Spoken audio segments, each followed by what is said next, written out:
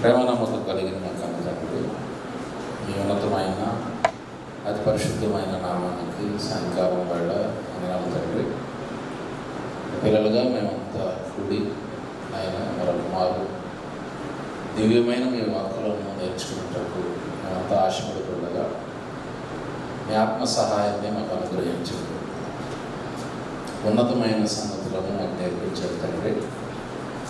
ఇప్పటి వరకు మమ్మల్ని సజీవుల లెక్కలో ఉంచి తండ్రి కాచి కాపాడి ఆయన మరొక పర్యాయము ఈ మాటలను వినగలిగే ధన్యతలు మాకు ఇచ్చినందుకు నిండారా మీకు కృతజ్ఞతలు చెల్లిస్తూ మాట్లాడుతున్న నాకు మీరు తోడుగా ఉండండి. మీ మాటలు వింటున్నటువంటి మీ పిల్లలు తండ్రి వారి హృదయాలలో ఈ మాటలను భద్రం చేసుకోగలిగే భాగ్యమును అనుగ్రహించమని కోరుతూ యేసుక్రీస్తు వారి పుణ్యనామాన్ని ప్రార్థన సమర్పించి వేడుకుంటున్నాం తండ్రి. ఆమేన్. ప్రియమైన దేవుని వారలారా,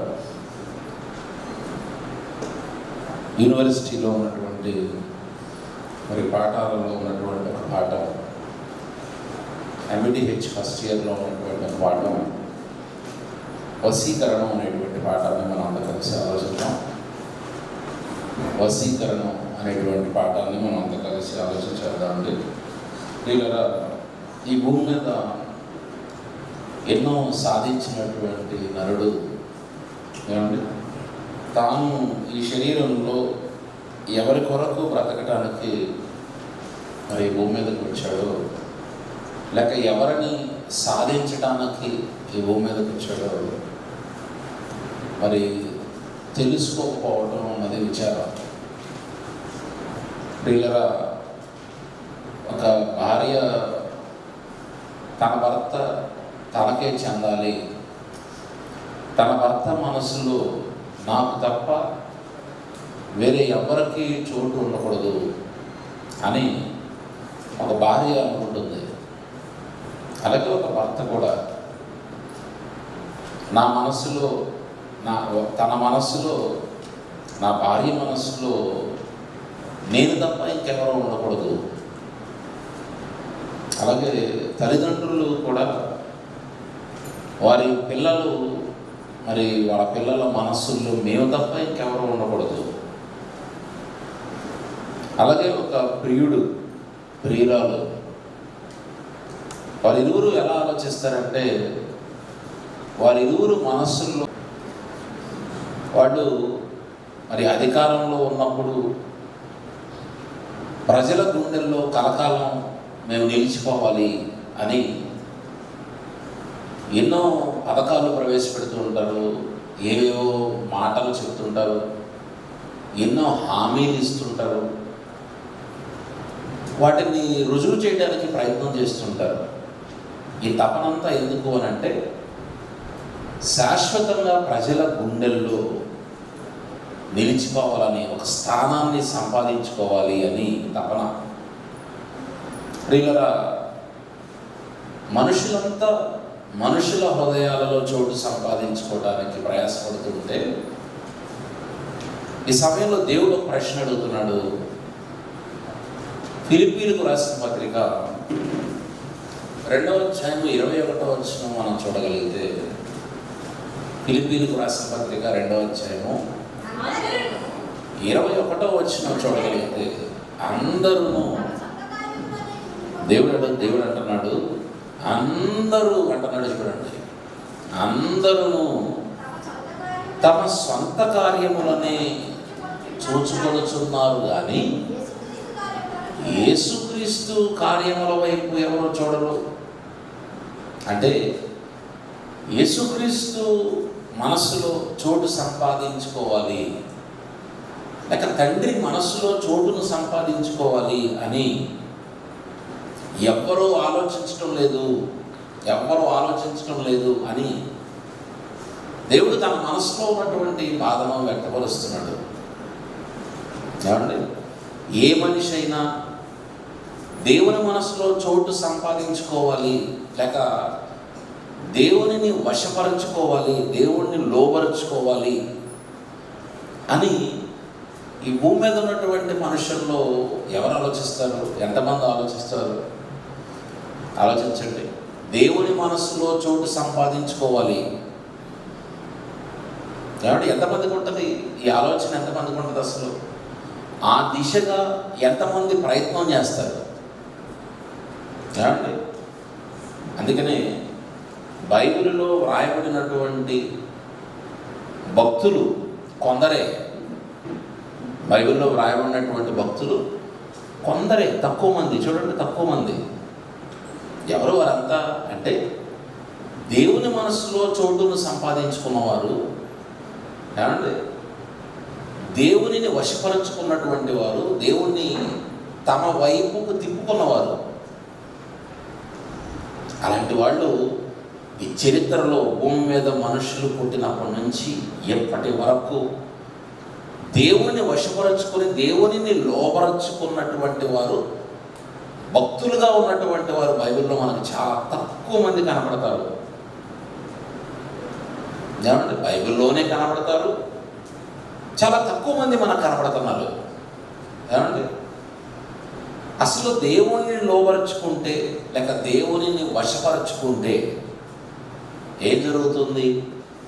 సర్వసాధారణంగా ఎవరైనా ఇక నుండి మేము దేవుని పని చేస్తాము, మా జీవితం అంతా దేవుని కోసమే అర్పిస్తాము, దేవుని సేవలోనే మేము ఉంటాము, ఏమండి, ఇలా అనుకునేవారు ఎవరైనా, వారిని ఒకసారి మనం అబ్జర్వ్ చేస్తే, కాబట్టి ఇక నుంచి మా జీవితం అంతా దేవుని కోసమే. నిజంగా మనస్ఫూర్తిగా ఒకవేళ నిజంగా మనం దేవుని సేవను చేయగలిగితే, ఇక నుంచి నా జీవితం అంతా దేవుని కోసమే, దేవుడే నా సర్వస్వం, దేవుడే అని ఒకవేళ నిజంగా మనస్ఫూర్తిగా కనుక మనం అనుకుంటే, మనం దేవుని పనులను, దేవుని కార్యాలను నిజంగా మనం ప్రారంభిస్తే ఖచ్చితంగా దేవుని చూపు మన వైపు వస్తుంది. ఖచ్చితంగా వస్తుందండి. దేవుని దృష్టిని మనం ఆకర్షించవచ్చు.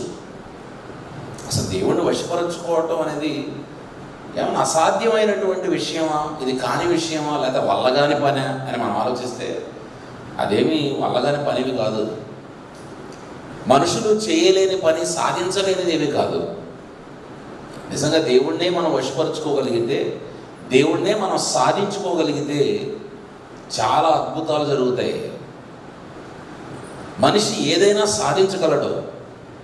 ఏమండి, కొన్ని మాటలు, ఒక 2-3 మాటలు మీకు చూపిస్తాను. ఏమంటే దేవుణ్ణి వశపరుచుకుంటే ఏం జరుగుతుంది అంటే, యోహాను సువార్త 9వ అధ్యాయము 31వ వచనం చూడండి. యోహాను సువార్త 9వ అధ్యాయము 31వ వచనం చదవండి. దేవుడు పాపుల మనవి ఆలకింపడని ఎరుగుదము. ఇక్కడ ఈ మాటలోనే, ఏమంటే ఈ ఫస్ట్ మాటలోనే చాలామంది స్క్రీన్ అవుట్ అయిపోతారు. ఏమంటే చాలామంది ఫిల్టర్ అయిపోతారు. ఇక్కడ అసలు ఫస్ట్ దేవుడు ఏమంటున్నాడు? పాపుల మనవిని ఆలకింపడు. ఈ మాట ముందెందుకు చెప్పాడో ఆ తర్వాత మాట చదవండి, అర్థమవుతుంది. ఎవడైనను దేవభక్తుడై ఉండి ఆయన చిత్తము చొప్పున జరిగించిన ఎడల ఆయన వాని మనవిని ఆలకిస్తాడు. అంటే దేవుడు మన మనవిని ఆలకించాలంటే, దేవుడు నీ మాటను వినాలి అని అంటే నువ్వేం చేయాలి? ముందు ఆయన చిత్తము చొప్పున జరిగించాలి. ఆయన చిత్తం ఏంటో తెలియకుండా, ఆయన చిత్తం చొప్పున మనం ఏమీ జరిగించకుండా, అంటే ఈ భూమి మీద దేవుని పనులు ఏమీ చేయకుండా, దేవునికి ఇష్టమైన కార్యక్రమాలు ఏమీ మనం చేయకుండా, దేవుడు నా మాట వినేశాడు, నా మాట వినేశాడు, నా మనవి ఆలకిస్తాడు అని అనుకుంటే చాలా పొరపాటు. అందుకని ఆ ఫస్ట్ డైలాగ్ మీతో చదివించాను కరెక్ట్గా. పాపుల మనవి దేవుడు ఆలకించడు. ఒకవేళ మీరు పొరపడతారేమో అని ఆ మాట రాయించాడు.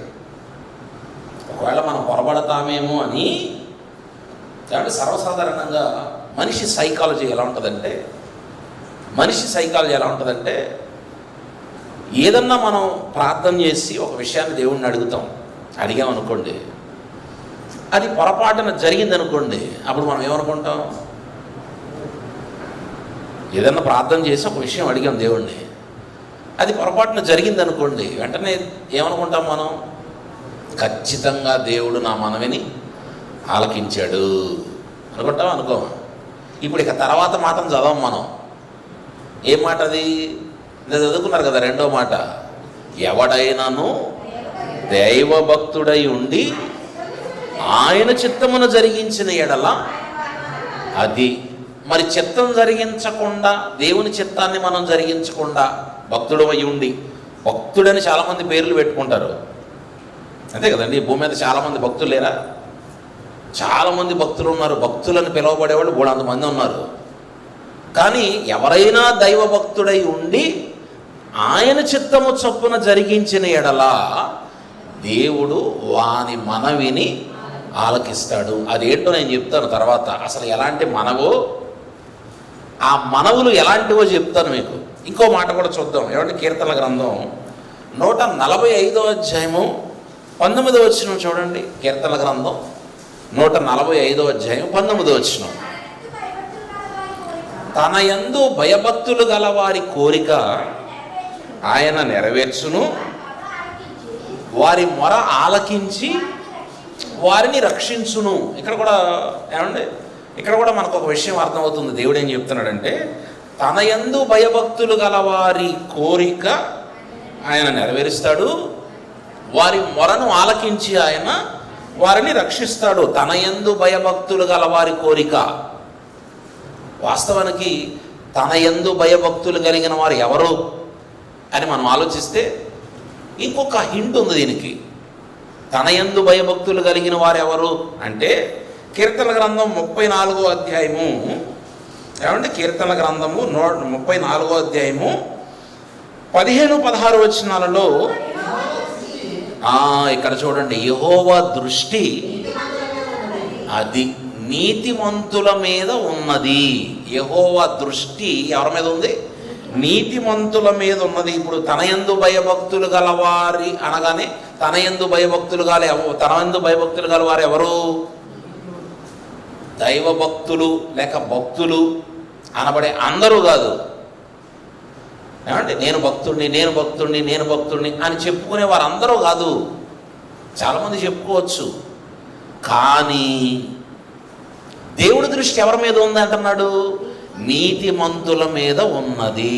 ఇప్పుడు ఈ 3 మాటలను మీరు జాగ్రత్తగా మైండ్లో పెట్టుకోండి.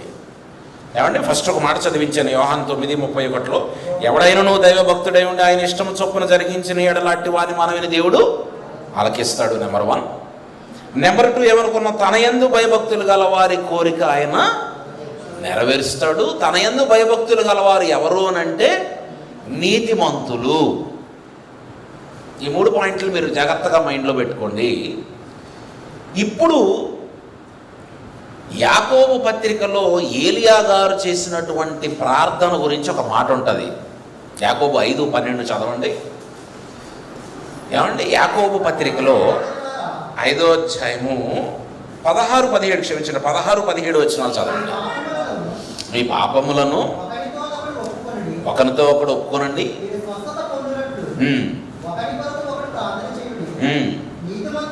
ఇప్పుడు ఇక్కడ నుంచి జాగ్రత్తగా మీరు ఆలోచించండి.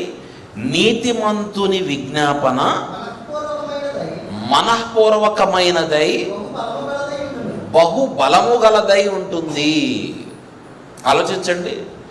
నీతిమంతుడు చేసేటువంటి విజ్ఞాపన ఎలా ఉంటుందట? ఫస్ట్ మనఃపూర్వకమైనదై ఉంటుంది. తర్వాత అది ఎలా ఉంటుంది? అది బహు బలము గలదై ఉంటుంది. అంటే ఈ మాటలు చదివినప్పుడు నాకు ఒక ఆలోచన వచ్చింది. నాకు అనిపించింది ఏంటంటే, మీకు కూడా తెలుస్తుంది, నీతిమంతుడు చేసేటువంటి విజ్ఞాపన, మనం దేవుడికి చేసేటువంటి విజ్ఞాపన, ఒకవేళ మనం నీతిమంతులమై దేవుడికి మనం చేసేటువంటి విజ్ఞాపన ఎలా ఉంటుందట? మనఃపూర్వకమైనదై ఉంటుంది. తర్వాత బహు బలము గలదై ఉంటుంది అన్నాడు. ఏమండి జాగ్రత్తగా ఈ 2 మాటలను మీరు ఆలోచించి తర్వాత ఒక మాట చెప్తున్నాడు. ఇప్పుడు ఏలియా మన వంటి స్వభావం గలవాడై ఉండి, మన వంటి స్వభావం గల మనుషుడే వర్షింపకుండునట్లు అతడు ఆసక్తితో ప్రార్థన చేయగా 3.5 సంవత్సరాలు భూమి మీద వర్షింపలేదు. ఇంతకీ ఏలియా గారి విజ్ఞాపన అంతా ఏంటి? అసలు మీరు ఆలోచించండి. ఏలియా గారి విజ్ఞాపన, దేవుడికి ఆయన చేసినటువంటి విజ్ఞాపన ఏంటి? దేని గురించి విజ్ఞాపన చేశాడు?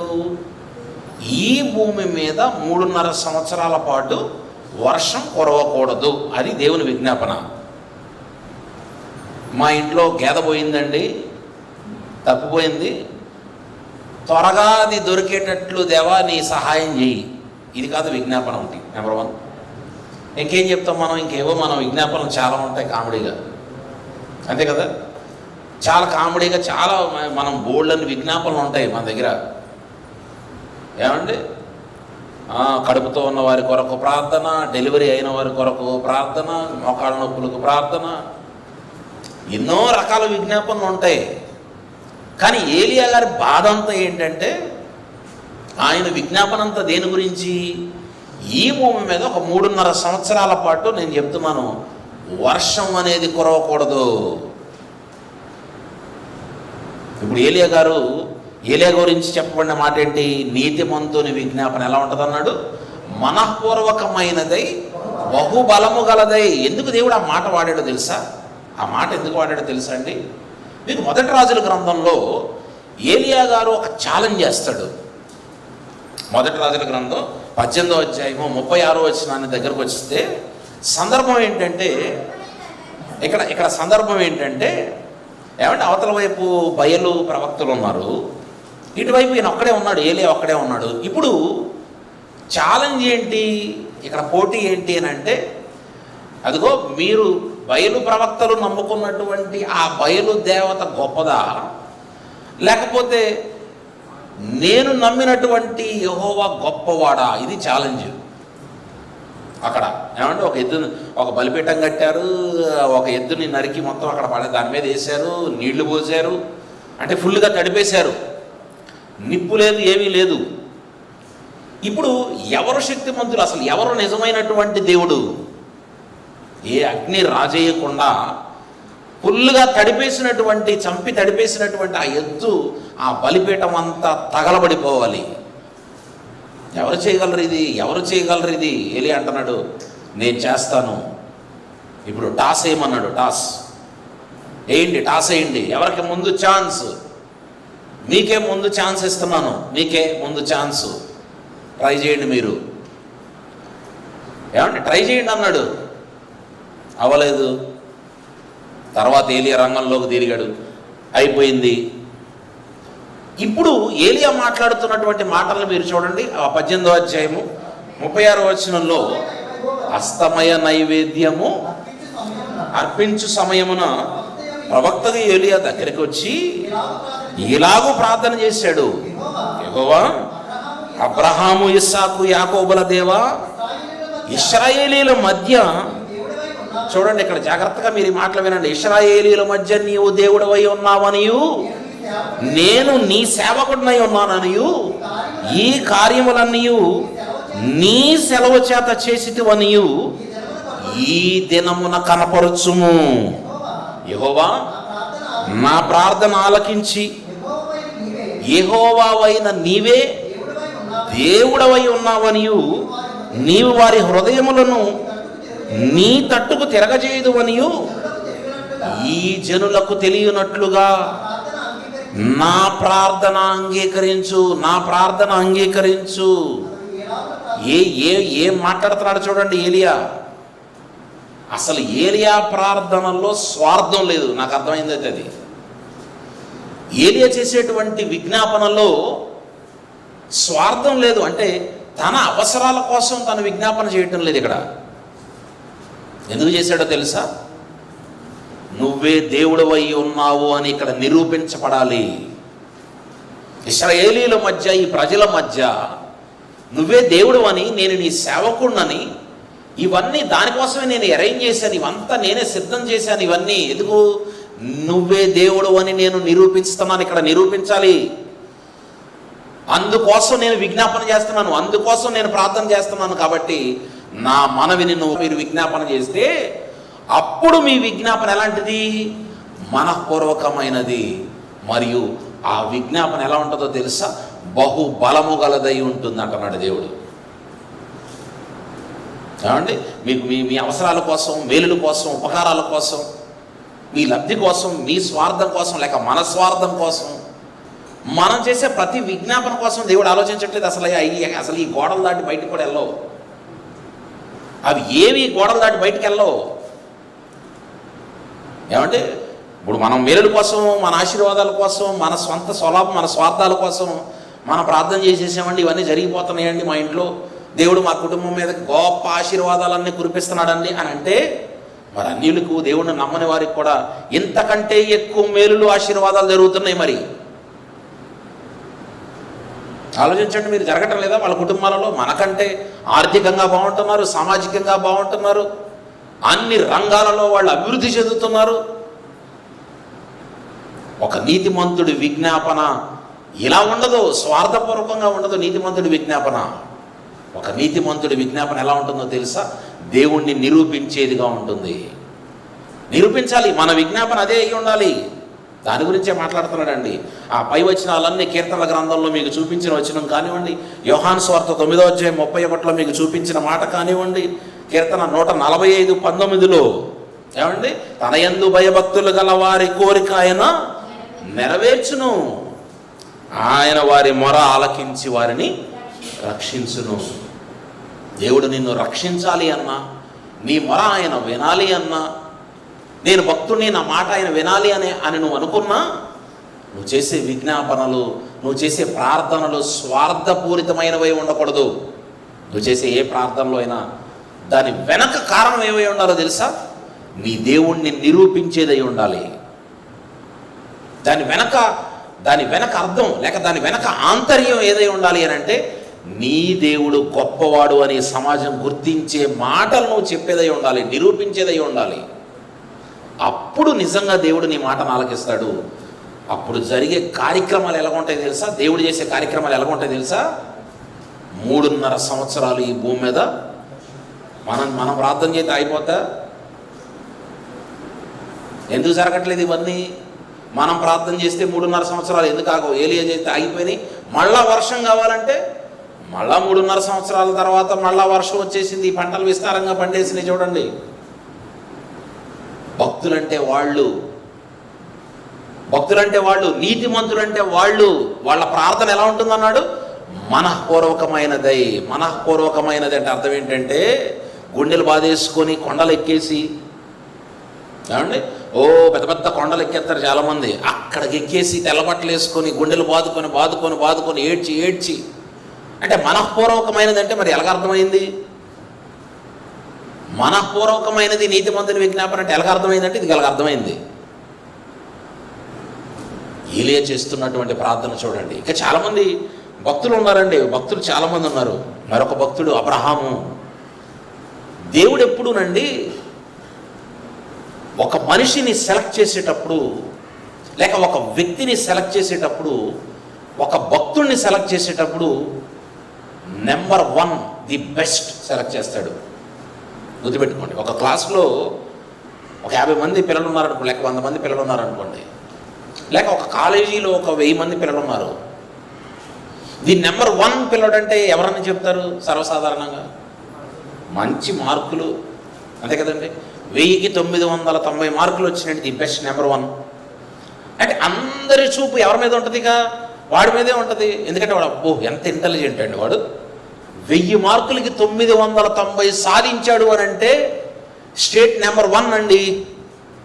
ఇండియాలో టాప్ ర్యాంక్ సాధించాడండి నీట్లో, లేకపోతే ఇంజనీరింగ్లో టాప్ స్టూడెంట్ అండి. ఆ టాప్ స్టూడెంట్ నాకు కావాలి, అంతేనా కదా? ఈ టాప్ స్టూడెంట్ బాగా చదివేవాడు, కాలేజీలు అందరూ, అన్ని కాలేజీల వాళ్ళు ఫలానా ధర్మవరంలో బాగా చదివే స్టూడెంట్ ఎవడున్నాడని ఎదుగుతారు. మనకు తెలియదు కానీ వాళ్ళకి తెలిసిపోతాయి. 10th క్లాస్లో నెంబర్ 1 స్టూడెంట్ ధర్మవరంలో ఏ స్కూల్లో చదువుతున్నాడో వాళ్ళకి ఎంక్వైరీ ఉంటుంది. ఎవరికి?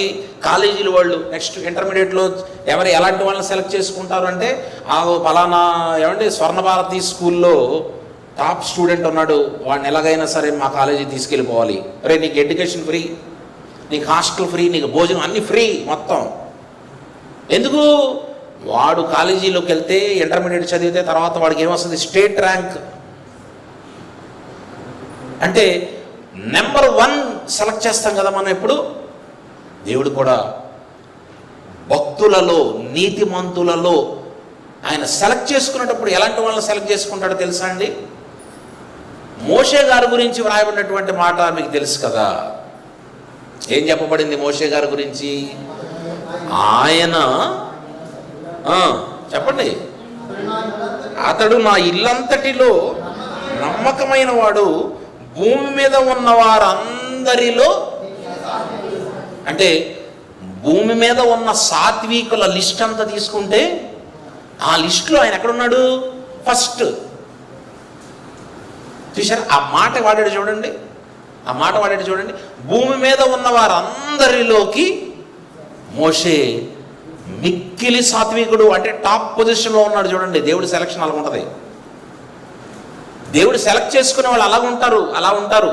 యోబుని గురించి కూడా దేవుడు ఒక మాట అంటాడు. ఏమంటాడు తెలుసా? భూమి మీద ఎలాంటి వాడు. ఇప్పుడే చదివాను యోబు గ్రంథం 1వ అధ్యాయం 8వ వచనం చూడండి. యోబు గ్రంథం 1వ అధ్యాయము. అందుకు యెహోవా, నీవు నా సేవకుడువైన యోబు సంగతిని గురించి నువ్వు ఆలోచించావా? అతడు ఏ ర్యాంకులో ఉన్నాడో చూసావా? యథార్థవంతుల లిస్టులో ఎక్కడున్నాడో చూసావా? అతడు యథార్థవర్తనుడును న్యాయవంతుడునై దేవుని యందు భయభక్తులు కలిగి చెడుతరమును విసర్జించిన వాడు, భూమి మీద అతని వంటి వాడు ఎవడునూ లేడు. ఎన్ని క్వాలిటీస్లో ర్యాంక్ ఇచ్చాడో చూడండి. ఎలాంటి వాడట? వేటిలో అట? యథార్థవంతుడు, న్యాయవర్తనుడు, దేవుని యందు భయభక్తులు కలిగిన వాడు, చెడుతరమును విసర్జించుటలో ఈయన టాప్ ర్యాంకర్, నెంబర్ 1 పొజిషన్లో ఉన్నాడు యోబు. చూసారా సెలెక్ట్ చేశాడు. భక్తుల్ని సెలెక్ట్ చేసేటప్పుడు ఎలా సెలెక్ట్ చేశాడు చూడండి. భూమి మీద ఉన్న వారందరిలోకి మిక్కిలి సాత్వికుడైన మోషే సెలెక్ట్ అయ్యాడు.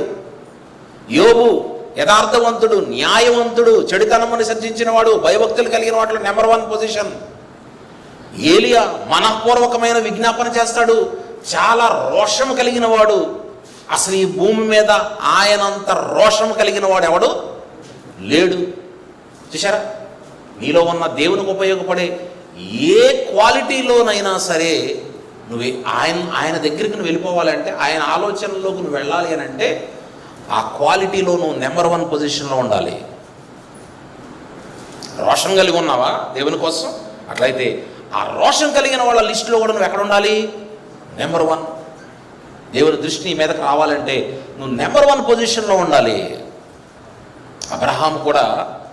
అబ్రహామును దేవుడు ఏమని పిలిచాడు అని అంటే, అబ్రహాము నా స్నేహితుడు.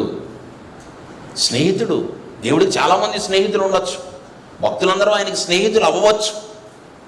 కానీ అబ్రహాముకు ఉన్నటువంటి ప్రత్యేకత వేరండి. దేవుడికి చాలామంది స్నేహితులు ఉన్నారు భక్తుల్లో, కానీ అబ్రహాముకు ఉన్న ప్రత్యేకత ఏంటో తెలుసా? ఆయన నమ్మకమైన వాడు. నెహెమ్యా గ్రంథంలో ఒక మాట ఉంటుంది అబ్రహాము గురించి. నెహెమ్యా గ్రంథం 9వ అధ్యాయము 7-8 వచనాలు మనం చూడగలిగితే, నేను అతనిని ఎరిగి ఉన్నానని ఉంటుంది చూడండి. నేను అతనిని ఎరిగి ఉన్నాననియు అతడు నమ్మకమైన మనస్సు కలిగిన వాడు. సరే, అంటే అబ్రహాము ఏ ర్యాంకులో ఉన్నాడు? మళ్ళా ఇక్కడ ఏ క్వాలిటీలో నెంబర్ 1 ర్యాంకులో ఉన్నాడు అని అంటే, నమ్మకమైన మనస్సు కలిగినటువంటి వాడు అబ్రహాము. ఎవరన్నా ఒక సీక్రెట్ మనకు చెప్పారనుకోండి, ఎప్పుడెప్పుడు మన పొట్ట బద్దలైపోయి ఆ సీక్రెట్ని కూడా చెప్పేయాలనుకుంటాం మనం, అంతే కదండి. ఏదన్నా సీక్రెట్ మనకు తెలిసిందనుకోండి, ఎవరిని గురించి అన్నా ఒక నెగిటివ్ పాయింట్ తెలిసిందనుకోండి, ఎప్పుడు అవకాశం దొరుకుతుందా, ఎవరో లేని టైము ఇంకోటి ఎవడం దొరికితే వెంటనే అది అడిగి చెప్పేయాలి మనం. ఆ సీక్రెట్ని 10 మందికి చెప్పేయాలి. వాళ్ళలో ఉన్న లోపాలన్నీ ఇంకో 10 మందికి చెబితే అప్పుడు మన కడుపు చల్లారుతుంది, చాలా హ్యాపీగా ఉంటాం మనం, అంతే కదా. అబ్రహాము ఎలాంటి వాడు? నమ్మకమైన వాడు. ఎందుకు నమ్మకమైన వాడు తెలుసా? అబ్రహాముల గురించి అంతకుముందు ఒక మాట అంటాడు, నేను చేయబో కార్యము అబ్రహామునకు దాచెదనా. ఏమండి? అబ్రహాము గురించి నేను చేయబో ఏ కార్యమునైనా అబ్రహామునకు నేను దాచెదనా అంటే నేను దాచిపెట్టను. ఎందుకంటే అబ్రహాం నాకు ఎవరు? స్నేహితుడితో అన్ని విషయాలు పంచుకుంటాం కదా. ఇంట్లో తల్లిదండ్రులతో ఏమంటే అవసరమైతే భార్యతో పంచుకోలేని విషయాలు కూడా ఎవరితో పంచుకుంటాం? స్నేహితుడితో పంచుకుంటాం. అలాగే దేవుడు మన ఎవరితో చెప్పుకోలేని ఆయనకున్న బాధలు, ఏమండి ఆయనకున్న ఆలోచనలు, ఇవన్నీ అప్పుడు ఎవరితో పంచుకున్నాడంటే అబ్రహాము. ఎందుకంటే అబ్రహాం మీద నమ్మకం ఉంది. దేవుడు చెప్పిన ప్రతి సీక్రెట్ని అందరికీ ఏమండి అలా వెలుగొచ్చాడు ఆయన. ఫ్రెండ్కి ఎందుకు చెబుతాం? ఫ్రెండ్ కాబట్టి మనసులో పెట్టుకుంటాడు, అంతే కదా. ఫ్రెండ్ నన్ను నమ్మి నీకున్న బలహీనతలన్నీ నువ్వు ఎందుకు చెప్తావు ఫ్రెండ్కి? నీ ఫ్రెండ్ నిన్ను నమ్ముతావు, ఆడిని నమ్ముతావు, ఆడిని నమ్ముతాడు. నీ బలహీనతలన్నీ అతనికి చెప్తున్నావు అంటే ఇంక ఎవరికి చెప్పడం అనే నమ్మకం నీకు ఉంది కనుక, అంతేనా కదా. ఇప్పుడు దేవుడు కూడా అలాగూ అబ్రహామును నమ్మాడండి. అలాగ నమ్మాడు.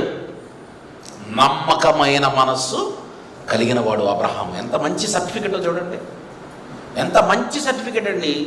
ఒక మనిషికి ఇంకొక మనిషి సర్టిఫికెట్ ఇస్తుంటారు కదా. చాలా నమ్మకస్తుడండి ఆయన. అతను చాలా నమ్మకస్తుడు. భూమి మీద మనం ఇచ్చేస్తుంటాం సర్టిఫికెట్లు అందరికీ, కానీ దేవుడి చేత సర్టిఫికెట్ పొందడం చాలా కష్టం. దేవుడి చేత.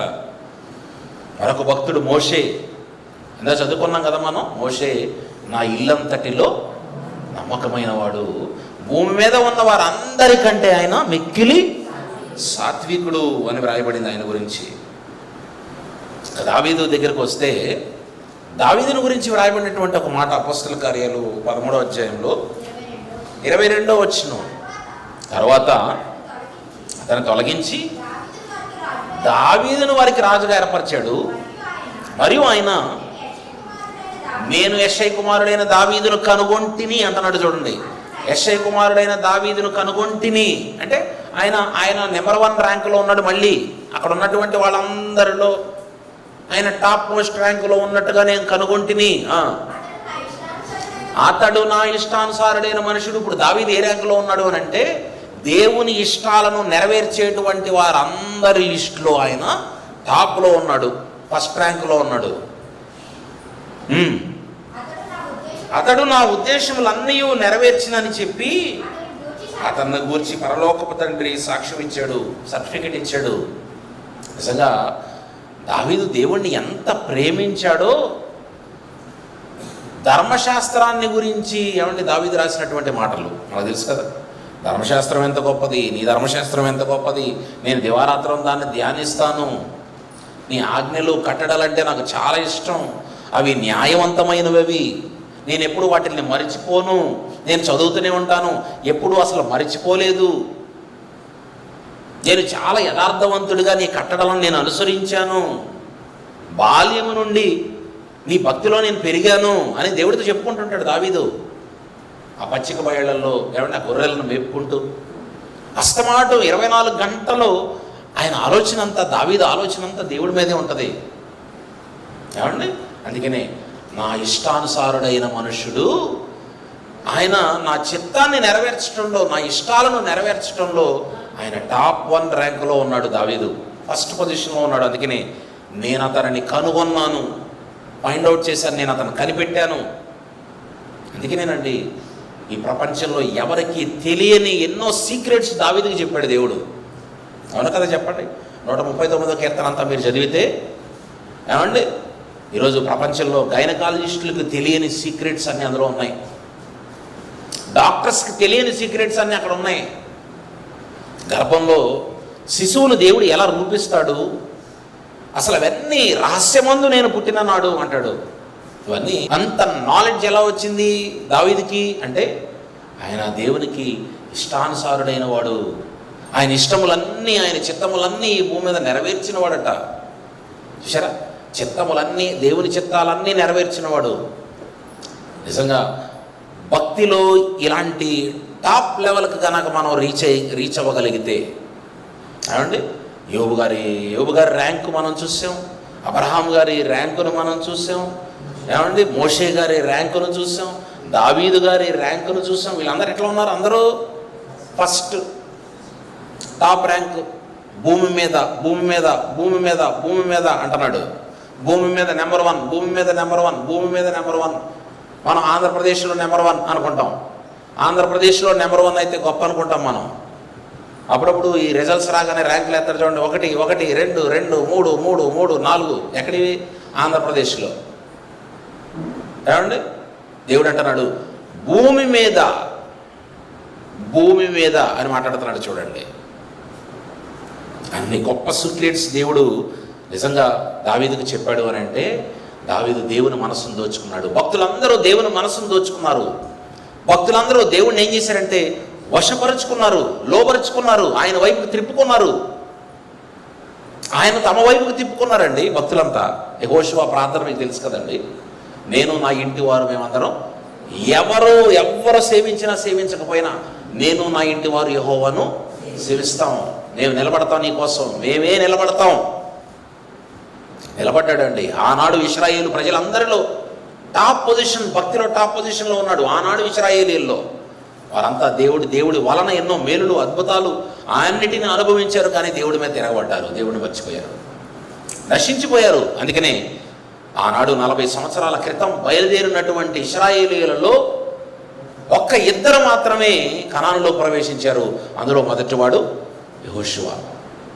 చూశారా, ఇంచుమించు 6 లక్షల మంది కాల్బలం అని మనం అనుకుంటే, మొత్తం జనాభా రఫ్గా 20 లక్షల మంది ఉంటే, ఈ 20 లక్షల మందిలో ఆనాడు దేవుడు ఎంచుకున్న 20 లక్షల మందిలో నెంబర్ 1 పొజిషన్లో ఎవరున్నారు?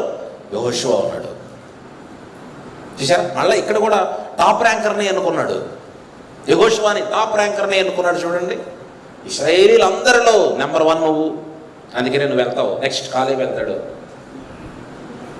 దేవుడి ఎన్నిక చూడండి ఎలా ఉందో. అందుకనే ఆపేశాడు, సూర్య చంద్రులను ఆపేశాడు, ప్రార్థన చేశాడు ఆపేమని. నిలిచిపోవాలి అన్నాడు. చరిత్రలో ఒక మనిషి మాట దేవుడు విని ఈ ప్రకృతి చక్రాన్ని ఆపినటువంటి ఎవిడెన్స్ మనకు చరిత్రలో కనపడుతుంది. అది ఇప్పటికీ శాస్త్రవేత్తలకు ఆ ఒక్కరోజు ఎక్కడికి పోయింది, ఆ ఒక్కరోజు అర్థం కావట్లేదు, దొరకట్లేదు ఎవరికి. ఏమంటే సూర్య చంద్రులను ఆపేశాడు. సూర్యుడు రావద్దు నిలిచిపో, చంద్రుడు రావద్దు నిలిచిపో అంటే ఒక పగలాగిపోవాలి, ఒక రాత్రి ఆగిపోవాలి, అంటే టోటల్గా ఒక రోజు ఆగిపోవాలి. ఎంత గొప్ప విషయం అండి అది. ఎవరి వల్ల అవుతుంది అది? అసలు ఎవరి వల్ల సాధ్యం అవుతుంది అది? భక్తిలో టాప్ ర్యాంకులో ఉంటే దేవుడు నీ విజ్ఞాపనను ఆలకిస్తాడు, నీ మనవను ఆలకిస్తాడు. అది కూడా నీ విజ్ఞాపన ఎలా ఉండాలి అని అంటే మనఃపూర్వకమైనదై ఉండాలి. నీ స్వార్థం కోసం చేసేదై ఉండకూడదు. నీ స్వార్థం కోసం చేసేది అది ఉండకూడదు. అలాగా సొలొమోను గురించి ఒక డైలాగ్ చెప్తాడు దేవుడు. సొలొమోనుకు ఒక పేరు పెట్టాడు. ఏంటా పేరు? యాదిద్య, అంటే దేవునికి బహుప్రియుడు అని అర్థం. సొలొమోను ఎవరు? దేవునికి బహుప్రియుడవు నువ్వు. దానియేలు కూడా అంతే, దేవునికి బహుప్రియుడవు. దానియేలు అంటాడు, నువ్వు నాకు బహుప్రియుడవు. ఎంతోమందిని చెరపట్టి తీసుకుపోయారు. ఆ చెరపట్టి తీసుకొని పోయిన వాళ్ళల్లో ఇదిగో ఉన్నాడు దానియేలు. చాలా తెలివిగలవాడండి దానియేలు. ఇంటెలిజెంట్. యూదులందరూ ఇంటెలిజెంట్సే. ఇశ్రాయేలీలందరూ చాలా గొప్ప మేధా సంపత్తి కలిగినటువంటి వారు. ఆ కాలంలో యవ్వనుడుగా ఉంటున్నటువంటి, ఏమంటే బాల్యం చిన్న వయసులో ఉన్నాడు దానియేలు, కానీ ఇంటెలిజెంట్ పర్సన్. ఎంత ఇంటెలిజెన్సీ ఉందో అంత భక్తి ఉంది దేవుని మీద, అంత భక్తి ఉంది దానియేలుకు. మీకు తెలుసు కదా, సింహాల బోనులో పడేశారు తీసుకువెళ్ళి, నిరూపించాడు దేవుణ్ణి. ఎంత గొప్ప భక్తి అండి, ఎంత గొప్ప భక్తి, అచంచలమైనటువంటి విశ్వాసం. దేవుడు నన్ను ఖచ్చితంగా కాపాడతాడు. ఒకవేళ చస్తానా, చచ్చిపోతాను, కానీ దేవుడు నన్ను ఖచ్చితంగా కాపాడతాడు. అందుకనే దానియేలు నీవు నాకు బహుప్రియుడవు అనే డైలాగ్ ఉంటుందండి దానియేలు గ్రంథంలో 10వ అధ్యాయం 11వ వచనంలో ఉంటుంది. మీరు తర్వాత చదువుకోండి.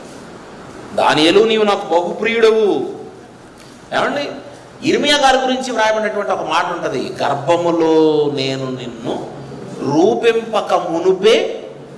ఇక్కడ చూడండి ఇర్మియా గారి సెలక్షన్ ఎలా ఉందో చూడండి. దేవుడు ఇర్మియాని సెలెక్ట్ చేసుకోవడం ఎలా సెలెక్ట్ చేసుకున్నాడు? గర్భములో నేను నిన్ను రూపింపక మునిపే నేను ఎరిగి తిని, అంటే నేను సెలెక్ట్ చేసేసాను. నువ్వు ఒక ర్యాంకర్ అయిపోతావు. నువ్వు పుట్టిన తర్వాత, ఈ భూమి మీదకి వచ్చిన తర్వాత నువ్వు చాలా గొప్పగా బ్రతికేస్తావు నా కోసం.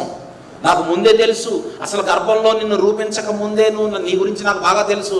నువ్వు బాగా ఇంటెలిజెంట్, నువ్వు ఖచ్చితంగా నువ్వు దేవుడిని నిరూపిస్తావు, నన్ను నిరూపిస్తావు, నువ్వు నా కోసం బ్రతుకుతావు. జనములకు నువ్వు ప్రవక్తగా ఉంటావు. నీవు గర్భము నుండి బయటపడక మునిపే నేను నిన్ను ప్రతిష్ఠించి తిని జనములకు ప్రవక్తగా నిన్ను నియమించేశాను. నిన్ను అసలు నువ్వు గర్భంలో పడకముందే నువ్వు అపాయింటెడ్. చాలామంది ఉద్యోగం ఏమండి ఆ చదువుతుండగా ఫైనల్ ఇయర్ అవ్వకుండానే జాబ్ వచ్చేస్తుంది. చాలామందికి వచ్చేస్తుంది కదా, మంచి ఇంటెలిజెన్స్. క్యాంపస్ ఇంటర్వ్యూస్ అంటారు కదా, campus interviews. 4th year BTech చదువుతుండగానే ఇంకా 4th ఇయర్ అవ్వదు, 4th ఇయర్లోకి వస్తారు. రాగానే ఇంటర్వ్యూస్ చేసేసి ఇందులో ఉన్నటువంటి మంచి మంచి ఇంటెలిజెన్స్ని బాగా చదివే వాళ్ళని ఏం చేసుకుంటారు, అపాయింట్ చేసేసుకొని తీసుకెళ్ళిపోతారు. ముందే లెటర్ పంపించేస్తారు. కాబట్టి ఇంకో సంవత్సరం ఉంది, 4th ఇయర్ చదవాలి, బయటికి రావాలి అప్పుడు కదా. కానీ ముందే అపాయింట్ చేసుకుంటారు, మాకు పలానా వాడు కావాలి, పలానా వాడు కావాలి, పలానా వాడు కావాలి. సరే, గర్భములోనూ పుట్టక ముందే నేను నిన్ను ఎరిగి ఉన్నాను, నేను నిన్ను నియమించేశాను. Your appointed. జనములకు ప్రవక్తగా నువ్వు ఎంచబడ్డావు. యేసుక్రీస్తు వారిని గురించి దేవుడు చెప్పిన డైలాగు ఏం చెప్పాడు? యేసుక్రీస్తు వారి గురించి దేవుడు? నా ప్రియమైన కుమారుడు, ఇతడే నా ప్రియమైన కుమారుడు, ఈయనే నా ప్రియ కుమారుడు, ఈయన యందు నేను ఆనందించుచున్నాను. సొలొమోను కంటే గొప్పవాడు అన్నాడు. సొలొమోనే దేవుడికి ప్రియుడైతే సొలొమోను కంటే గొప్పవాడు ఇక్కడ ఉన్నాడు. అందరికంటే గొప్పవాడు ఇక్కడ ఉన్నాడు. దేవుని ఇష్టాలన్నిటినీ నెరవేర్చేటువంటి ఒక మహా వ్యక్తిని నేను. దేవుడికి నేనంటే చాలా ఇష్టం. చూసారా, తిప్పేసుకున్నాడు దేవుణ్ణి. యేసుక్రీస్తు వారు తన వైపుకి తిప్పేసుకున్నాడు దేవుణ్ణి. తిప్పేసుకున్నాడండి, తిప్పేసుకున్నాడు. దేవుడు దిగొచ్చేసాడు. దేవుడు దిగొచ్చేసాడు. నీతిమంతులు విజ్ఞాపన చేసి ఎలా ఉంటుందో తెలుసా అండి? దావీదు గారు కష్ట సమయంలో ఏమండి ఆయన మీదకు శత్రువులు వచ్చేసారు, యుద్ధం చేయడానికి శత్రువులు వచ్చేసారు, చంపేయడానికి శత్రువులు వచ్చేసారు. ఏమండి భయంకరమైన సమయం ఆయనకు వచ్చేసింది. ఈ సమయంలో ఆయన ప్రార్థన చేస్తాడు. ఏంటంటే, ప్రభువా నన్ను నువ్వు కాపాడు. ఎందుకో తెలుసా? ఎందుకు నన్ను కాపాడాలో తెలుసా? నేను చాలా యథార్థంగా బ్రతికాను. నేను ఈ భూమి మీద నీ ఇష్టాలను నేను నెరవేర్చాను. ఎక్కడున్నావు నువ్వు? నా ప్రార్థన ఆలకించు అనగానే ఇతని ప్రార్థన దేవుడి చెవిలోకి వెళ్ళిపోయిందంట. వెళ్ళిపోయి ఇప్పుడు దేవుడు ఎలా వచ్చాడో తెలుసా అంటే, పరలోకంలో నుంచి మేఘాలను చీల్చుకుంటూ వచ్చేస్తాడట. సమూయేలు గ్రంథంలో ఉంటుంది అన్నమాట. అలాగే కీర్తన 37 సంథింగ్ 40 ఏదో వచనాలు ఏదో అధ్యాయంలో ఉంటుందండి, 37 అనుకుంటాను. రెండు సేమ్ ఉంటాయి. 2వ సమూయేలు గ్రంథంలో అధ్యాయంలోనూ కీర్తన గ్రంథం సేమ్. అసలు దేవుడు ఒక నీతిమంతుడు ప్రార్థన చేసినప్పుడు దేవుడు ఈ భూమి మీదకి దిగే ఏమండి ఆ పరిస్థితులు ఎలా ఉంటాయో అక్కడ చెప్తాడండి. భూమి కంపించిపోద్దట, భూమి వణికిపోతుందట. ఒక నీతిమంతుడు దేవుడికి ఇష్టడై ఉన్నవాడు ఆయనకి విజ్ఞాపన చేస్తే అంత బలంగా ఉంటుందండి. అది మేఘాలను చీల్చుకొని వచ్చేస్తాడు దేవుడు. ఆయన గర్జిస్తాడట. ఆ గర్జన ఏమంటే ఆ శబ్దానికి భూమి వణికిపోతుందట. చూసారా, నీతిమంతుడు అయితే నువ్వు చేసే విజ్ఞాపనకు దేవుడు దిగి రావాలి. చూసారా, భక్తులంటే ఎలా ఉన్నారు చూడండి. అలాంటి వారి భక్తిని మనం ఏమైనా అందుకోగలమా? ఏమండి అలాంటి వారి ర్యాంక్కి మనం ఏమైనా అందుకోగలమా? దేవుణ్ణి మెప్పించాలి అని అంటే, దేవుణ్ణి మనం వశపరుచుకోవాలంటే, లోబరుచుకోవాలంటే చాలా ప్రాక్టీస్ అవసరం, చాలా కష్టం అవసరం, ఎక్కువ సమయం అవసరం, చాలా కష్టపడాలి. దేవుణ్ణి ఇంప్రెస్ చేయాలి అని అంటే చాలా కష్టపడాలి. అన్నిటికంటే మన హృదయం చాలా ఇంపార్టెంట్, చాలా చాలా ఇంపార్టెంట్. మన హృదయం చాలా జాగ్రత్తగా ఉండాలి దేవుడి దగ్గర. ఏదో ఒక చిన్నది ఏదో మనకి మనం అనుకున్నట్టుగా ఏదో జరిగింది కాబట్టి దేవుడు నా పక్షాన ఉన్నాడులే అని మనం అనుకుంటాం. పొరపాటు అవేం కాదు. దేవుడు నీ కోసం దిగాలి అని అంటే నువ్వు ఆయన్ని లోబరుచుకోవాలి, ఆయన వశపరుచుకోవాలి. నేను ఆయన ఇష్టపడాలి, నేను ఆయన్ని ప్రేమించాలి. భూమి మీద బ్రతికినటువంటి భక్తులంతానండి, యేసుక్రీస్తు వారు, ఆ తర్వాత వచ్చినటువంటి అపొస్తలులు, వీళ్ళంతా చూడండి అవసరమైతే దేవుని కోసం ప్రాణాలను సహితం ఇచ్చేసారు. వాళ్ళంతా నా ప్రాణాలు కావాలా అయితే తీసుకోండి. స్టెఫను దేవుని కోసం మరణించాడు. యాకోబు హతసాక్షిగా తలను అరికేశారు యాకోబుది. ఒక పేతురు అలాగే చనిపోయాడండి. రివర్స్గా అంటే యేసుక్రీస్తు వారిని సిలువ వేసినట్టు నన్ను వేయొద్దు, ఎందుకంటే అంతటి దానికి నేను అర్హుడను గాను, కాబట్టి నన్ను తలక్రిందులుగా సిలువ వేయమని అడిగాడండి పేతురు. తలక్రిందులుగా నన్ను సిలువ వేయండి అని అడిగాడు. రంపాలతో కోయబడ్డారు వాళ్ళు, చర్మం ఒలిచివేయబడింది. చర్మం బ్రతికొండగానే చర్మం ఒలిచేశారండి అపోస్తలులకి. ఇవన్నీ బైబిల్లో లేకపోయినా చరిత్రలో ఉన్నాయి. అంటే వారు నమ్మిన ప్రభువు కోసం, వారు నమ్మిన దేవుని కోసం ప్రాణాలను సహితం లెక్క చేయకుండా వాళ్ళు ఇచ్చారు అని అంటే అది భక్తి. వారు భక్తులంటే, వారు నీతిమంతులంటే. టాప్ ర్యాంకర్స్ అపోస్తలు అంటే ఎవరండి? Top rankers. ఎంతమందిని ఫిల్టర్ చేస్తే వచ్చారు? 12 మంది. ఎంతమందిని? యేసుక్రీస్తు వారు రాగానే జన సమూహములు ఆయనను వెంబడించెను. అదిగో మన జన సమూహాలంటే ప్రవీణ్ గారి చనిపోయినప్పుడు అదే ఆ హాస్పిటల్కి వెళ్తే చూసిన జన సమూహములు. ఆ పట్టణంలో జనసమూహం, ఈ పట్టణంలో జనసమూహం, ఇప్పటికీ చేస్తున్నారు, ర్యాలీలు చేస్తున్నారు. జన సమూహములు. యేసుక్రీస్తు వారు భూమి మీద బ్రతికున్న కాలంలో జనసమూహాలు, ఆ దేశం ఈ దేశం ఈ దేశం చుట్టుపక్కల దేశాలన్నీ జనం వచ్చేసారట ఆయన చూడటానికి. ఈ జన సమూహాలలో ఆఖరికి ఎంతమంది మిగిలి ఉన్నారు? ఎంతమంది సెలెక్ట్ అయ్యారు? 12 మంది. మళ్ళీ అందులో లాస్ట్లో ఓడిపోయాడు. సెలక్షన్ ప్రాసెస్ చూడండి ఎంత కష్టం ఉందో. తిండి లేదు, మీరు తిండి కోసమే నన్ను వెంబడిస్తున్నారు అనగానే కొంతమంది పోయారు. స్వస్థతల కోసమే నన్ను వెంబడిస్తున్నారు అనగానే కొంతమంది పోయారు. మీరు ధనాన్ని ప్రేమించకూడదు అనగానే కొంతమంది పోయారు. చాలా కఠినంగా ఉన్నాయి. ఈ సెలక్షన్లో 12 మందే సెలెక్ట్ అయ్యారు, టాప్ ర్యాంకులో ఉన్నారు. సరే, అవన్నింటినీ వదులుకొని ప్రభు దగ్గరికి వచ్చి అవసరమైతే మేము చనిపోతాం అన్నాడు. పేతురు అన్నాడు కదండి, అవసరమైతే మేము చనిపోతానికి సిద్ధపడి. నిజంగానా? నిజమే. నిన్ను ప్రేమిస్తున్నాం ప్రభు, మేము నిజంగానేనండి ప్రేమించారు. అలాగే ప్రభు కోసం వాళ్ళు చనిపోయారు. అందుకనే 12 మంది ఫిక్స్డ్గా 12 మంది. మరి నేటి కాలంలో దేవుణ్ణి వశపరుచుకున్నటువంటి వారిగా మనం ఉన్నామా? దేవుడు ఆయన దృష్టి మనపై ఉండేటట్లుగా మనం ఉన్నామా? నిజంగా దేవుణ్ణి వశపరుచుకోవడం అంటే అదే. మనం ఆయన వశపరుచుకున్నామో లేదో ఈ భూమి మీద మనకు తెలియకపోవచ్చు, కానీ ఎప్పుడు తెలుస్తుంది? అది చనిపోయిన తర్వాత. ఇప్పుడేమి సూర్యుని మనం ఆపలేము, కనీసం వర్షాన్ని కూడా ఆపలేము. ఏమండి? వచ్చే వర్షాన్ని ఆపలేము, వచ్చిన వర్షాన్ని ఆపలేము. అలాంటి అద్భుతాలు ఈ కాలంలో ఏమి జరగవేమో, కానీ నిజంగా మనకంటూ భక్తి ఉంటే, మనమంటూ దైవ భక్తులమైతే, ఏమండి దేవునికి ఇష్టలమైతే, దేవుని కోసం బ్రతికి చూపించు, దేవుని కోసం బ్రతికి చూపించు. అవసరమైతే దేవుని కోసం నీ ప్రాణాలను అర్పించి చూపించు. అప్పుడు దేవుడు నేను సర్టిఫై చేస్తాడు నువ్వు భక్తుడు అని. ఈ భూమి మీద బ్రతికి చనిపోయిన భక్తులందరికీ ఫలితం ఇంకా రాలా. వచ్చిందా ఫలితం? ఇంకా రాలా. వాళ్ళందరూ ఎక్కడ ఉన్నారు? వెయిటింగ్లో ఉన్నారు. వాళ్ళందరూ వెయిటింగ్లో ఉన్నారు. They are waiting. పరలోకం కోసం ఎదురు చూపుల్లో ఉన్నారు వాళ్ళంతా. వాళ్ళకి ఎవరికి ఇంకా గిఫ్ట్లు ఇవ్వాలా. ర్యాంకులు వచ్చినాయి కానీ గిఫ్ట్ ఇవ్వాలా. ఎందుకంటే మనలో కొంతమంది ర్యాంకర్స్ని ఇంకా సెలెక్ట్ చేయాలి కదా. ఇప్పుడు ప్రజెంట్ మన భూమి మీద ఉన్న వారిలో ఇంకా ఆయనకి ఎవరికి కావాలి? ర్యాంకర్స్ కావాలి. ఉన్నారు, ఎవరో ఉంటారు, ఉండొచ్చు మేబీ. అందుకోసం ఆయన వెయిట్ చేస్తున్నాడు. ఇప్పుడు చూస్తున్నాడు ఎవరైనా ర్యాంకర్స్ దొరుకుతారేమో అని. దొరికితే ఇప్పుడు ఈ భూమి మీద దొరికిన వాళ్ళని, అదిగో ఆల్రెడీ ర్యాంకులు సాధించిన వాళ్ళందరినీ తీసుకువెళ్ళి ఆయన నీతి కిరీటం అనే బహుమానాన్ని ఇస్తాడు.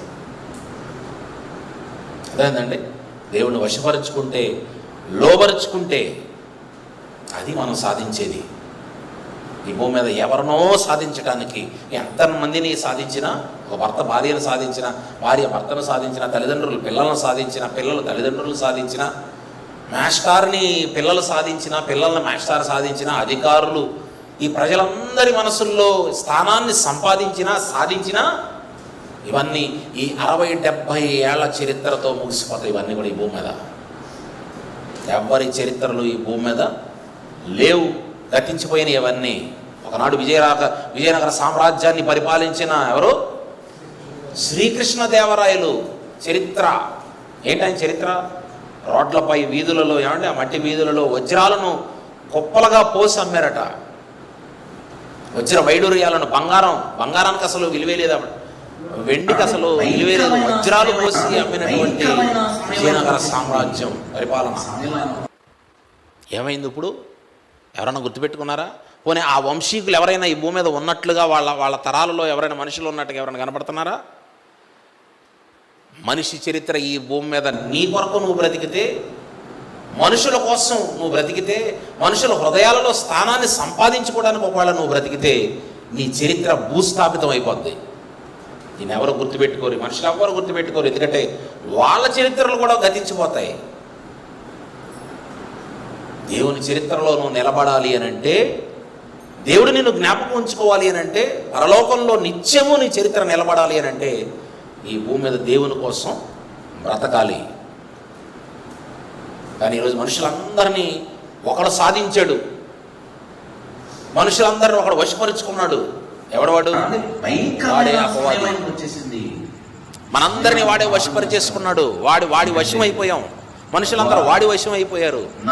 మనం దేవుని సాధించడం, మనం దేవుని వశపరుచుకోవడం ఏమో తర్వాత, కానీ ముందు మనందరినీ వశపరుచుకున్నవాడు ఒకడు ఉన్నాడు. వాడే అపవాది. వాడి ఇష్ట ప్రకారం జరిగిస్తున్నారు, వాడి కోరికలు నెరవేరుస్తున్నారు, వాడి ఇష్టాలను నెరవేరుస్తున్నారు, వాడు చెప్పినట్టు నడుచుకుంటున్నారు. చూశారా? అందుకని పాతాళానికి వెళ్ళిపోతున్నారు. అది మనుషుల ఫేట్. పైగా దాన్ని మనం ఏమంటామంటే కర్మ అంటాం. ఏమండి? అందుకని ప్రభు అంటున్నాడు, నిబ్బరమైన బుద్ధి గలవారై మెలకువగా ఉండండి, మెలకువగా ఉండండి. ఎందుకంటే మీ విరోధి అయిన వాడు గర్జించు సింహము వలె వాడు ఎవరిని మిరుగుదనా అని. అది కొంతమంది మిగిలిపోయారు, వాడికి ర్యాంకర్స్. ఈ భూమి మీద దేవుని కోసం బతికిన వాళ్ళలో ర్యాంకర్స్ ఉన్నారు, చూసారా? వాళ్ళ కోసం వెతుకుతున్నాడు వాడు. ఎందుకంటే వాళ్ళు ఆల్రెడీ దేవుని వశపరుచుకున్నారు కదా. మిగతా వాళ్ళందరూ ఆల్రెడీ వాడి వశంలోనే ఉన్నారు. వాళ్ళ కోసం వాడేం తిరగడం. అందరూ ప్రపంచం అంతా ఎవరి వశంలో ఉన్నారు? వాడి వశంలోనే ఉన్నారు. వాళ్ళ కోసం గర్జించే సింహాలు తిరగాల్సిన అవసరం వాడికి ఏం లేదు. ఎవరి కోసం తిరగాలి? దేవుని కోసం బ్రతికే నువ్వు, దేవుని వశంలో ఉన్న నువ్వు, దేవుడి కోసం బ్రతుకుతున్నావు నువ్వు ఉన్నావు చూసావు, ర్యాంకులో ఉన్నావు చూసావు, మంచి ర్యాంకర్స్ లిస్టులో ఉన్నావు చూసావు. ఇలాంటి వాడికి కావాలి. అందుకోసమే గర్జించే సింహంలాగా వాడు తిరుగుతున్నాడు. ఎలాంటి వాడు ఎక్కడ ఉన్నాడో మింగుదాం అని తిరుగుతున్నాడు వాడు. కాబట్టి బహుపరాక్ అంటున్నాడు దేవుడు, చాలా జాగ్రత్త. కాబట్టి దేవుణ్ణి వశపరుచుకోవాలి, దేవుణ్ణి లోపరుచుకోవాలి. ఈ భూమి మీద భక్తులుగా మనం, నీతిమంతులుగా, భక్తులుగా, యథార్థవంతులుగా మనం ఈ భూమి మీద బ్రతకాలి. ఏదో మన స్వలాభం కోసం. భక్తి అంటే ఈరోజు ప్రపంచంలో ఎలా మారిపోయిందంటే, భక్తులంటే ఎవరు అని అంటే ఏదో శరీరానికి కావాల్సిన ఏమన్నా అవసరతలను తీర్చుకోవడానికి, ఈ భూమి మీద 60-70 సంవత్సరాలు బ్రతకడానికి దేవుణ్ణి వాడుకుంటున్నారు మనుషులు. దేవుణ్ణి యూజ్ చేసుకుంటున్నారు. చీపిరి వాడేసాం, మూల పడేస్తాం చూసారా? చీపిరి ఎందుకు వాడతాం? ఏదో అవసరమైనప్పుడు శుభ్రం చేసుకోవడానికి వాడటం, ఆ మూల పడేయటం. దేవుడి పరిస్థితి అలాగే ఉన్నది. వాడుకొని మూల పడేసే ఒక వస్తువులాగా చేశారు దేవుడు. మూల పడేస్తారు దేవుడిని. మూల పడేస్తారు కదా దేవుడిని. మూల ఓ పెట్టే. దేవుడు అంటే అలా వాడుకొని పడేసే వస్తువు కాదు. ఆలోచించండి. దేవుణ్ణి మన వైపుకు తిప్పుకోవాలి. దానికి చాలా కృషి, చాలా పట్టుదల అవసరం. చాలా కృషి, చాలా పట్టుదల కావాలి. ఆయన్ని సంపాదించాలంటే చాలా కష్టం అండి. ఆలోచించండి. ప్రార్థన చేసుకుందాం. ప్రేమ కలిగిన మా తండ్రి, మీరు ఇచ్చినటువంటి మాటలను బట్టి మీకు కృతజ్ఞతలు తండ్రి. ఈ భూమి మీద మేము బ్రతికేటువంటి ఈ బ్రతుకు కాలం తండ్రి, మీ కొరకు, మిమ్మల్ని సాధించడం కొరకు, మీ మనసులో చోటును సంపాదించుకోవడం కొరకు, చివరకు మిమ్మల్ని వశపరుచుకొని తండ్రి ఈ భూమి మీద భక్తుల వలె మేము బ్రతికి అక్కడికి నాయన అనేకులను మీ వైపుకు త్రిప్పి మిమ్ములను అనుసరించేవారుగా మార్చి ఈ భూమి మీద భక్తులు ఎలాగైతే తండ్రి మరి మంచి స్థానాన్ని మీ హృదయంలో సంపాదించారో, సముచితమైనటువంటి స్థానాన్ని వాళ్ళు సంపాదించగలిగారు, అలాగే మేము కూడా వారంతట వారం కాకపోయినా కనీసం తండ్రి కొంత స్థాయిలోనైనా మేము నిలబడగలిగే భాగ్యమును మాకు అనుగ్రహించండి. నిందారహితులంగా, నిర్దోషులంగా, యథార్థవంతులంగా న్యాయవంతులంగా తండ్రి మీకు ఇష్టలుగా మీ చిత్తాన్ని నెరవేర్చేవారుగా ఈ భూమి మీద మేము నిలబడేటట్లుగా మీ కృప చూపించండి. భక్తిలో అంతకంతకు ఎదిగి గొప్పవారుగా మీ ఎదుట మేము కనబడేటట్లుగా మీ కృప చూపించమని అడుగుతూ సంఘమనంతటిని మీ చేతులకు అప్పగిస్తూ, అనారోగ్యంగా ఉన్నటువంటి తండ్రి మరి ఎవరినైనా ఉంటే వారిని మీరు జ్ఞాపకం చేసుకోండి. మీ స్వస్థతను అనుగ్రహించండి, బలమును శక్తిని ఆరోగ్యమును దయచేయండి తండ్రి. ఇంకను సంఘమంతా కూడా మీ జ్ఞానంలో వృద్ధి చెంది మీ కొరకు ఉన్నతమైన కార్యక్రమాలను జరిగించేటట్లుగా మీ సహాయాన్ని అనుగ్రహించమని కోరుతూ, సంఘాన్ని నడిపిస్తున్న నాయకులందరిని బట్టి, అలాగే వారికి సహకరిస్తున్న మీ పిల్లలందరిని బట్టి ప్రార్థన చేస్తూ వారి కుటుంబాలను మీరు చల్లగా కాపాడమని అడుగుతూ యేసు వారి ఉన్నతమైన నామములో ప్రార్థన సమర్పించి వేడుకుంటున్నాం తండ్రి. ఆమేన్. అందరికీ వందనాలు.